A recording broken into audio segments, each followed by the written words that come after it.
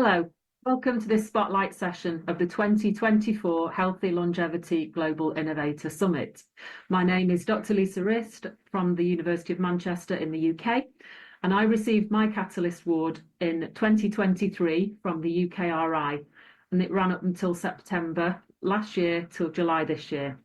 My project, called Flag Me, aimed to improve medication safety for older people in England.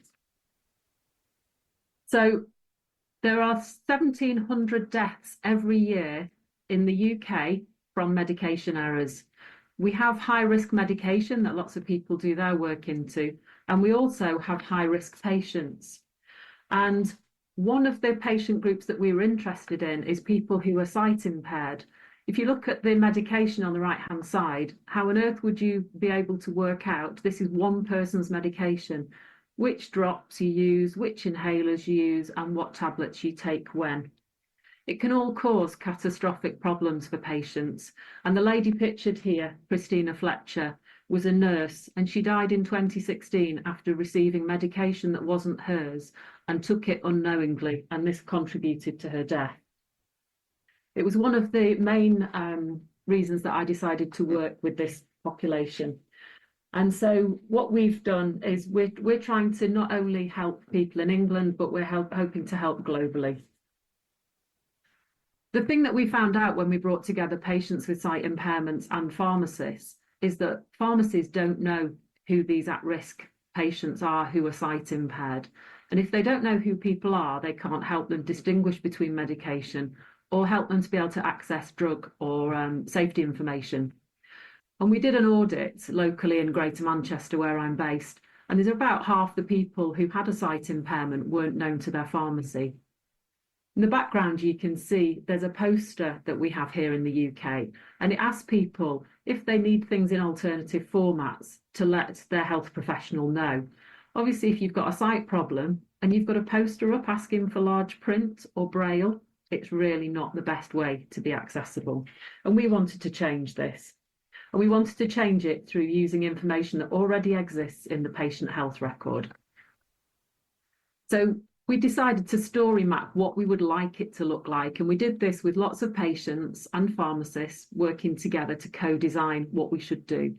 So we wanted patients to collect their prescriptions, and we wanted some automatic way that we could let pharmacies know who had got a sight impairment. And we did this through using the shaded eye logo, which you see here on the screen. And this acts as a prompt, and it helps pharmacists know who to give extra support to. And it's that extra support that makes the difference to medication safety. So we created Flag Me Vision Pharmacy Alert. And what we're trying to do, you'll see down here in the bottom right-hand corner, is we're trying to populate the pharmacy record with the logos that show if somebody has got an impairment. You don't necessarily only have to have one impairment. You could have one, you could have three or more. So we've actually worked with lots of groups of people, including students at the University of Manchester, pharmacists, and we've managed to create the software program and a website. Pharmacists told us they didn't necessarily know what to do to help for the best. And because people's eye conditions are very varying from one person to the next, it's important that we have patient-centered advice. So what we've managed to do is we've managed to integrate our software into pharmacy programs. And we've also used to run a search on 2.8 million care records in Greater Manchester. So these are anonymous, but it gives us an indicator of how many people have got a sight impairment. And we found there were 35,000 people in Greater Manchester. So that's a lot of option to be able to help people. You'll see the next disc isn't ticked. So the next bit we're about to do is the real world integration. So this is making sure we can get it to work in a real life pharmacy. On the right-hand side, you'll see where my Catalyst Award lay. So that was the bulk of the work that we did around testing Flag Me Vision software.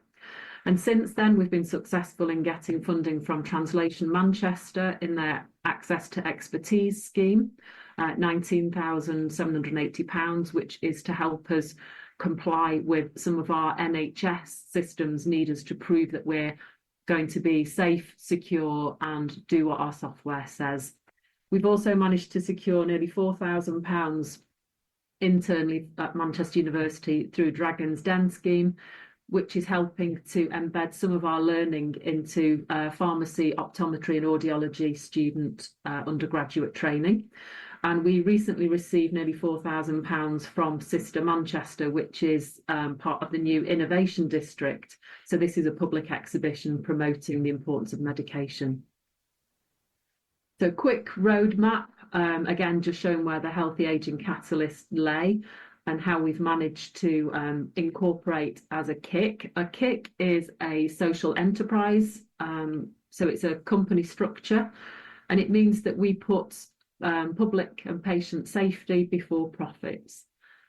We've done our minimum viable product testing, and we've identified the 35,000 people, and that's all given confidence to other people to fund us. So since then, we've managed to raise another 34,000 from Translation Manchester, from the school's primary care research, and from internal funding at University of Manchester. And then there's two blue pieces of information here. Translation Manchester have got a larger bid which we've submitted, and we've also got a submission for a University of Manchester fellowship for 2 years. There for the next steps in our funding, where we'd like to do integration and pilot our software into 2 pharmacies to make sure it works, check what their numbers are going to be. And then we want to do a wider implementation pilot in 10 pharmacies to see what it's like for pharmacists to use the system, but also to understand what it's like for patients who'll be using the system too, because it has to work for both parties.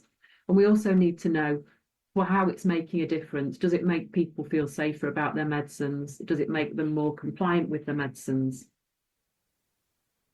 So I was asked to sort of think about my innovation journey and how the Catalyst has helped, and a few tips and tricks. So my first suggestion would be, think about what your innovation needs. Don't think about what you need, think about what your innovation needs. And think big, think outside the box, and think strategically. So what do you want in the next 12 months, the next sort of 3 to 5 years, and then 10 years in the future? And how I like to see this is not as a linear progression, but I tended to see these as stepping stones, or I've done an infographic here as jigsaw pieces. Things don't necessarily have to go in a certain order. And every now and again, you'll be, if you've set yourself up and you're busy looking for funding, you might find a pot of funding for maybe 10, 15,000 pounds, dollars, whatever it is. And you can then try and craft what you want and match it up with that pot of money. And it's much better than being very rigid and thinking, I'm just going to wait until the right pot of money comes along for what I want to do next. And in a way, this is the approach that we've taken, and we've just managed to cross things off as we've come to them. So all the pieces here in green we've managed to do. You'll see a couple of them are half filled. So top right hand corner, the resources we wanted for our KIC. We haven't had financial input yet into the KIC, but we've been given office space in a new startup company. So this is for our own KIC, but it's within a bigger space at University of Manchester.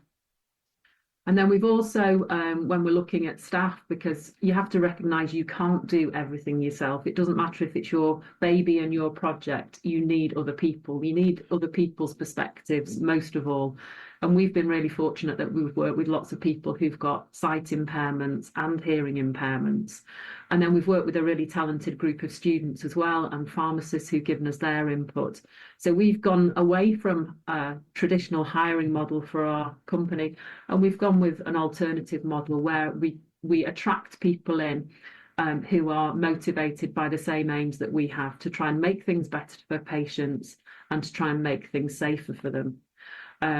And we're using this model at the moment. Being an academic, I'm really fortunate we've been able to work with 10 software students to date, 4 business school students who've had a look at our business model and made suggestions and adaptations for us. And we've currently, I'm just taking on my next group of 4 master's students in pharmacy who are going to look at how some of the work that we're doing can lead to change around empathy, professional healthcare empathy, difference to patients around their understanding of medication and safety.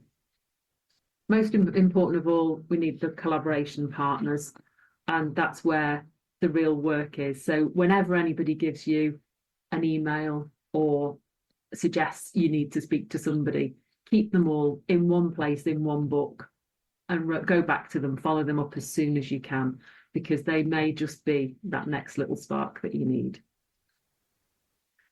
Finally, just like to thank our team. So Nish, the pharmacist, Kim, who is our lead sight impaired contributor, Lee, our business advisor, Richard Williams, software engineer, and Professor Mags Watson, who is our health professional educator lead. Finally, to finish, doesn't everybody deserve to feel safe when taking medicines? And then on the other side, from a family where there has been a devastating loss, no family should have to go through what we've endured, and we hope this never happens again. At the end of the day, the lady I showed you on the first slide, with Flag Me Vision in place, could we have prevented her death? We would like to think so. Thank you. I'm quite happy to be contacted if anybody would like to. I'm happy to take questions.